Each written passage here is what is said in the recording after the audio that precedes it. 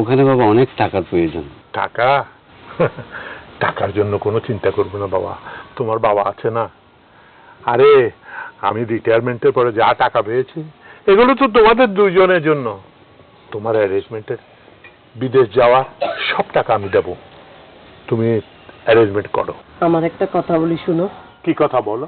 টাকাগুলো যদি সব ওদেরকে দিয়ে ফেলি আমরা, আমার একটা কথা ছিল। কি কথা? টাকাগুলো যদি সব ওদেরকে দিয়ে ফেলি আমাদের শেষ সম্বল। চুপ করো। আমাদের শেষ সম্বল? আমাদের শেষ সম্বল তো ওরাই, আমার দুই ছেলেই তো আমাদের সম্বল। ওদেরকে দেব না তো কাদের দেব? বাবা তোরা তোরা কোনো কিছু চিন্তা করবি না, তুইও বিদেশের জন্য চেষ্টা কর, টাকা আমি দেবো। জেসমিন, আমার ঘরের মধ্যে আমার চেক বইটা আছে, চেক বইটা একটু নিয়ে আসো তো। আচ্ছা।